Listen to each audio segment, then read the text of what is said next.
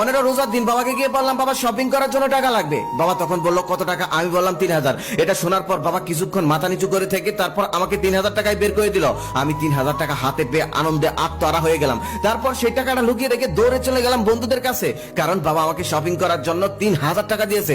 এই গল্পটা তো সবার সাথে করতে হবে। সকল বন্ধুদের সাথে সেই গল্প করার পর ইফতারে কিছুক্ষণ আগে বাসায় ফিরে আসলাম। বাসায় সে ইফতার করে নামাজ পড়ে ঘরে শুয়ে শুয়ে ফেসবুকিং করছিলাম। ঠিক সেই সময় পাশের রুম থেকে মায়ের চাপা কণ্ঠের আওয়াজ আমার কানে ভেসে আসলো। মা বাবাকে বলতেছে ছেলেকে 3000 টাকায় শপিং করার জন্য দিতে হবে কেন? ঘরে তো 3000 টাকাই ছিল, ওরে তো 1500 টাকাও দিতে পারতে। আমরা কি জমিদার? এখন তুমি কিনবে কি? ঈদের জন্য তো কিছুই কেনাকাটা হয়নি, এখন তো ঘরের চুলোই জ্বলবে না। বাবা তখন মাকে বলতেছে বাদ দাও তো, আমরা জমিদার নই, তাতে কি হয়েছে? তবে আমাদের ছেলে কলেজে পড়ে, ওখানে কত বড় লোক বন্ধুদের সাথে মেলামেশা করে, ওর ভালো কাপড় চোপড় কেনার দরকার আছে। আর হ্যাঁ, ঈদের তো অনেক বাকি আছে, আমি কোনো একটা ব্যবস্থা করে ফেলবো, টাকার ব্যবস্থা হয়ে যাবে, তুমি কোনো চিন্তা করো না। আর আমাদের ছেলেই তো সব, আমাদের ছেলে ছাড়া আর কি আছে? ওকে ছাড়া আমরা কাকে দেব?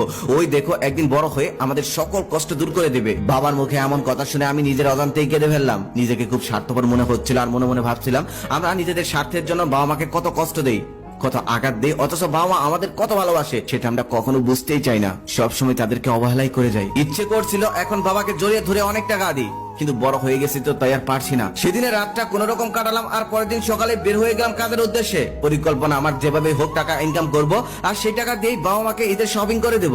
আর এই ঈদের সমস্ত খরচগুলো আমিই করব। রোজা ছিলাম, যার কারণে মাও খাওয়ার জন্য চিন্তা করতো না। সকালে বের হয়ে যেতাম, আবার বিকেলে বাসায় আসতাম। যদিও বাসায় আসার পর মা একটু বকাঝকা করতো, কিন্তু আমি কিছুই বলতাম না, কারণ আমি তখন দিন মজুরি খাটতাম। শুধু বাবা মায়ের জন্য জীবনের প্রথম টানা 12 দিন মজুরি খাটলাম। সেদিন রাতে বাসায় এসে শুয়ে আছি, ঠিক সেই সময় মা এসে বলতেছে, কিরে রিহান, তুই না টাকা নিলি শপিং করার জন্য, কিন্তু শপিং তো করলি না। আমি তখন বললাম শপিং করবো তো, সময় আছে এখনো 3 দিন। মা তখন বললো কই সময় আছে, সবাই শপিং করে ফেলছে, আর তুই কোথায় যেন চলে যাস, সারাদিন বাসায় থাকিস না, শপিংটা করছিস না কেন? কালকের মধ্যে যেভাবে হোক শপিং করে ফেলবি। আমি তখন বললাম কই সবাই করেছে, তুমি আর বাবা কি কিনেছো দেখি, দেখাও তো আমাকে। মা তখন উত্তরে বললো আমাদের আবার কিসের শপিং, আমাদের তো কাপড় চোপড় আছেই, তুই কিন, তুই কিনলেই তো আমাদের কিনা হয়। এভাবেই কথাটা কাটিয়ে দিয়ে মা আমার রুম থেকে বের হয়ে গেল। আমি তখন মনে মনে ভাবতে লাগলাম মা তোমরা সত্যি স্বার্থপর, তবে সেটা নিজের ক্ষেত্রে না, সেটা আমাকে উচার করে দেওয়ার জন্য। ঈদের আর মাত্র 3 দিন বাকি, তবে খোঁজ নিয়ে দেখলাম ঘরে কোনো বাজারও করা হয়নি। তারপরের দিন মাকে বলে আমি বের হয়ে গেলাম আমার ইনকাম করা 5000 আর বাবার দাও 3000, এই মোট 8000 টাকা নিয়ে। তারপর মার্কেটে গিয়ে প্রথমে মায়ের জন্য একটা শাড়ি কিনলাম, তারপর বাবার জন্য পাঞ্জাবি আর লুঙ্গি, তারপর আমার জন্য পাঞ্জাবি প্যান্ট, তারপরে অনেক টুকিটাকি জিনিসপত্র কিনলাম।